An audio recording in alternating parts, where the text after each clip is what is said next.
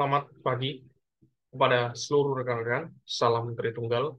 Hadir bersama dengan saya, pengelola channel YouTube Lensa Apologetika Integratif, yang pada saat kesempatan ini, dalam momentum perdana, akan membawa satu materi ringkas, singkat, dan konstruktif terhadap pengertian keimanan kita.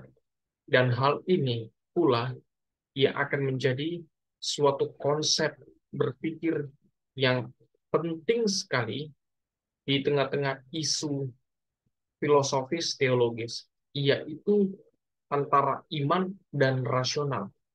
Seperti apa kajian hal tersebut? Saya sudah menyediakan share screen untuk dikaji di dalam pertemuan channel pada kesempatan ini, di mana dalam pendahuluan ini saya menyajikan secara ringkas channel YouTube Lensa Apologetika Integratif yang bergerak di dalam bidang apologetika akan membentengi setiap kaum Kristen dengan suatu bobot pengertian yang konstruktif di dalam memahami eksistensi iman. Sebagaimana hal itu akan menyajikan presentasi, yakni seri kajian edukasi teologi, iman dan rasionalitas. Dan di dalamnya kita akan melihat hal-hal penting. Di dalam beberapa bagian ini, kita akan mengkaji 7 hal. Yang pertama adalah prolegomena, substansi iman dan rasionalitas. Kedua, historis progresivitas iman dan rasionalitas. Ketiga, polemik kontradiktif, sebuah dekonstruksi interpretatif antara iman dan rasionalitas. Keempat, rekonstruksi interpretasi relasi iman dan rasionalitas. Yang kelima adalah ideal balance antara iman dan rasionalitas. Keenam, konstruksi etis teologis, signifikansi iman dan rasionalitas, dan ditutup pada konklusi atau kesimpulan yang akan diberikan. Pada kesempatan ini kita akan mengkaji tahap per tahap atau sesi per sesi di dalam setiap bagiannya. Yang pertama kita akan masuk pada prolegomena. Di dalam prolegomena, kita akan mengkaji tentang substansi iman dan rasionalitas secara ringkas. Pertama, pertanyaan paling fundamental yang kerap kali diperbincangkan. Apakah iman bertentangan dengan rasio atau akal budi? Ataukah rasio adalah sesuatu yang tidak bersangkut paut dengan iman? Hal ini adalah pertanyaan klasik di dalam kekristenan.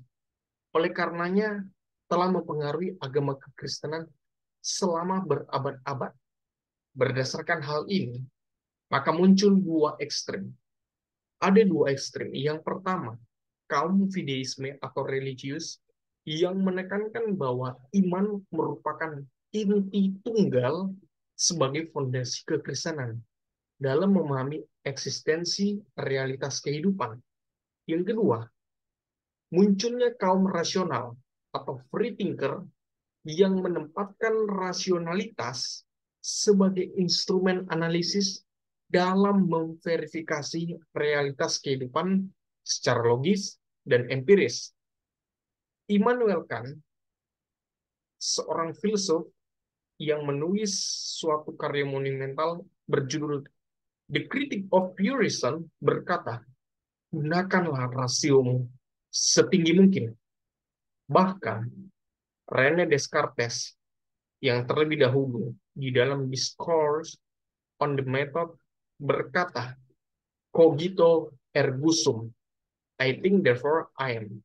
I am a thinking being. Ini pernyataan yang cukup terkenal di kalangan para filsuf dan memberikan suatu pengertian representatif. Kita masuk pada bagian berikutnya. Apa itu iman? Iman dalam bahasa Ibrani berasal dari kata emon, yang berarti kesetiaan. Dan kata Batak. Batak di sini bukanlah suku, tetapi pengertiannya adalah percaya. Dalam bahasa Yunani, iman berasal dari kata pistis. Itu adalah kata benda yang berarti kepercayaan, keyakinan, dan iman itu sendiri. Dan kata pisteo, kata kerja yang artinya percaya, meyakini, mengimani. Dalam istilah bahasa Inggris, kata ini mempunyai pengertian yang sama dengan pengertian di atas, yaitu faith, kepercayaan, dan keyakinan. Peter Kreeft dan Ronald K. Kekeley di dalam buku pedoman apologetik Kristen pertama, dalam memberikan definisi apa itu iman, dibagi ke dalam dua bagian. Pertama, objek iman, yaitu segala sesuatu yang dipercayai melalui pernyataan Allah dalam Alkitab. Itu yang pertama. Yang kedua, tindakan iman, yaitu bukan hanya percaya, tetapi rela mengorbankan diri dalam kepercayaan tersebut. Pada aspek ini, ia membagi ke dalam tiga jenis.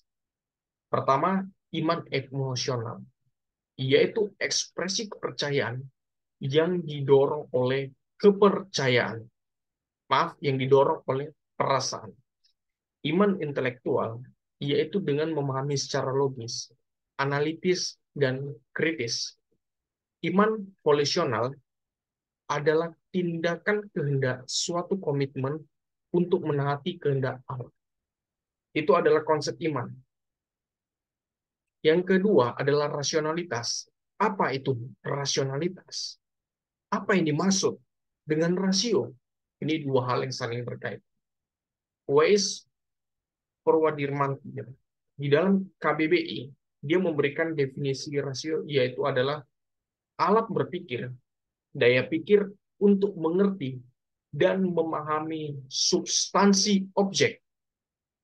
Dalam definisinya tentang akal, Peter Kreeft dan Ronald pada buku pedoman apologetik Kristen pertama membagi akal itu ke dalam dua bagian. Ada dua bagian yang mempunyai pengertian yang berbeda-beda.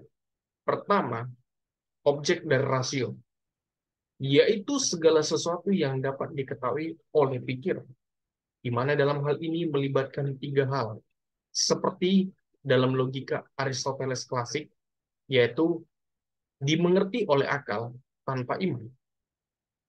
Dua, ditemukan oleh akal sebagai kebenaran. Ketiga, dibuktikan secara logika tanpa adanya pengaruh dari iman.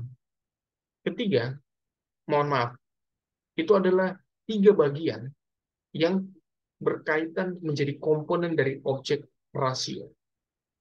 Yang kedua, tindakan akal. Dalam hal ini melibatkan tiga hal yang terdapat dalam objek akal, yaitu memahami, menemukan, dan membuktikan. Jadi, pada bagian ini, akal adalah kemampuan yang dimiliki oleh manusia sebagai makhluk ciptaan Tuhan, yang mana manusia terdiri dari pikiran, kehendak, perasaan untuk menyelidiki, menguraikan, meneliti, dan menganalisa segala sesuatu. Itu adalah konsep pengertian dari Peter dan Ronald. Nah, berikutnya, menurut Immanuel Kant, di dalam buku yang saya telah kemukakan, The Critique of Purism, rasio diklasifikasikan ke dalam tiga bagian. Tadi kita sudah mengkaji dari perspektif Peter dan Ronald, sekarang kita mengkaji menurut gagasan Immanuel Kant. Apa itu rasio? Terbagi menjadi tiga. Satu, rasio murni, yaitu akal yang mempelajari, menganalisa, menguraikan sesuatu hal yang bersifat materi, yaitu segala sesuatu yang masuk akal atau logis dan dapat diverifikasi. Kedua, rasio praktis. Apa itu rasio praktis? Adalah bagian yang menyangkut masalah etik yang tidak bisa diuraikan oleh akal. Seperti bagaimanakah manusia harus bermoral, bagaimana manusia harus berkehendak, pada aspek tersebut merupakan hal yang tidak bisa diuraikan dengan rasio murni. Ketiga, rasio kritis. Apa itu rasio kritis?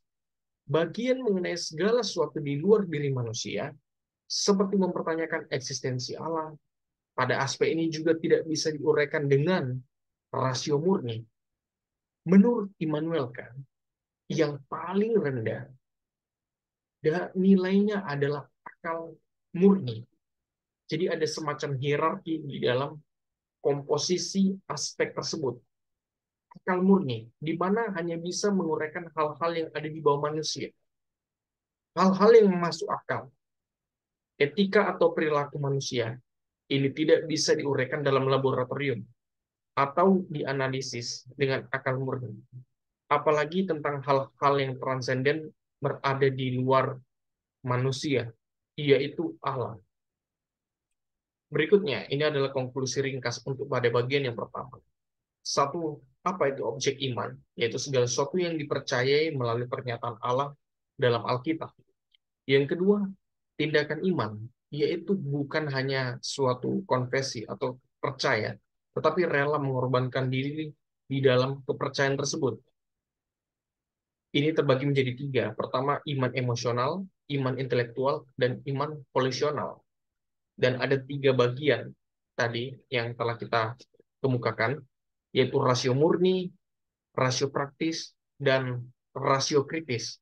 Jadi ada 5 konklusi dari kajian tersebut mengenai prolegomena, yakni substansi iman dan rasionalitas. Demikian seri kajian edukasi teologi pada sesi pertama, prolegomena, substansi iman dan rasionalitas. Kepada rekan-rekan, Bapak, Ibu, dan Saudara yang ingin mengajukan pertanyaan, dapat menuliskan pada kolom deskripsi komentar. Kita akan menjawab pada pertemuan berikutnya. Saya berharap melalui kehadiran channel ini akan berkontribusi bersama dalam memberikan wawasan edukatif terhadap eksistensi apologetika pada kancah Nusantara. Bagaimana kita mengerti iman Kristen? Bagaimana kita memahaminya secara holistik di dalam kemajemukan untuk membela kebenaran sebagaimana prinsip-prinsip yang tertuang pada Alkitab. Itulah tujuan dari channel ini. Oleh karenanya, berharap dukungan dari seluruh Bapak, Ibu, dan rekan-rekan memberikan like, subscribe, dan membagikan channel ini kepada sebanyak mungkin orang yang akan menerima manfaat dari setiap edukasi yang diberikan. Adapun saran, kritik, dan komentar juga dapat diberikan kepada saya. Demikian, terima kasih. Soli Deo Gloria.